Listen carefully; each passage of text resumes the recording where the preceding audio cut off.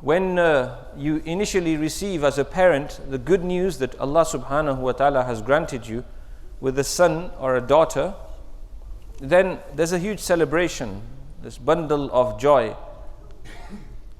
There is the distribution of sweets and cakes and chocolates, the purchase of clothes and prams, the decorating of rooms, painting the room pink or blue or whatever color. There's the buying of cots and car seats. And there's this ambition, the choosing of a name, the aqiqah and its barakat.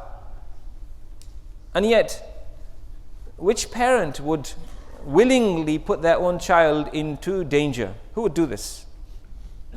Who would willingly harm their own child? But inadvertently, we can end up doing that. What happens is this little baby that we carry in our arms, mums and dads, and then the same child holds our finger, beginning to walk.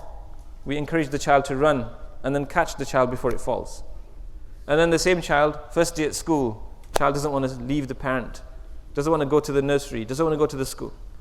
And then the same child, before you know it, you're buying uniforms for secondary school, getting your admissions and so forth. Now what happens is, a few years fast forward, and you have a teenager, often taller than yourself. And he or she is not just physically looking down upon you, but sometimes from a figurative perspective as well, because the relationship is broken down now. Because this young person who was so beloved to you is now breaking your heart on a daily basis.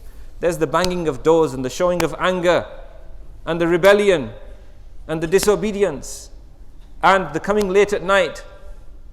What is this a consequence of? What's happened now? And then fast forward a little further. And when you assume that it's time now, and often this is far too late, parents don't even raise this subject with their young people, with their children at the right time.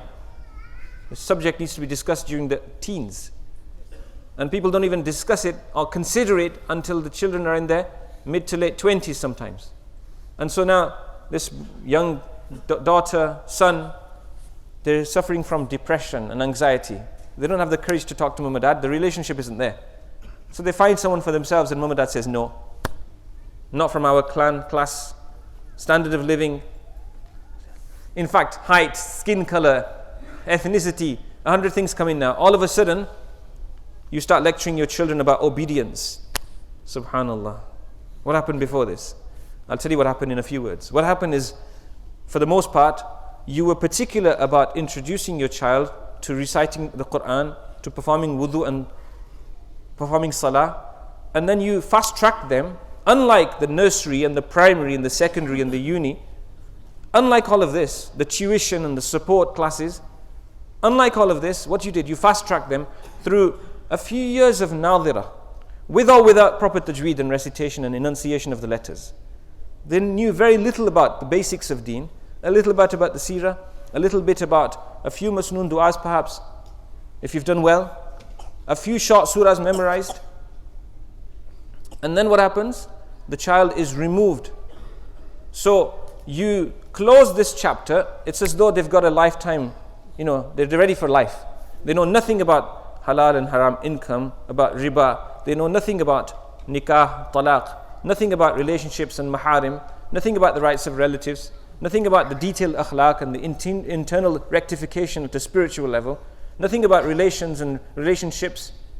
They know nothing about how to conduct a transaction in a halal way, nothing about halal and haram when it comes to borrowing money and loans. They know nothing about the 100,000 things they're going to come into contact with on a daily basis. You've not bothered to ask them or tell them, and you've thrown them into the deep end, and then you're surprised when they look back at you and they want nothing to do with you.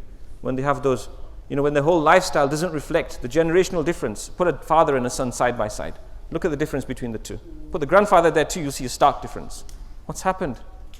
You've watered the orange squash down so much that there's no flavor of orange left in the water. There's nothing left.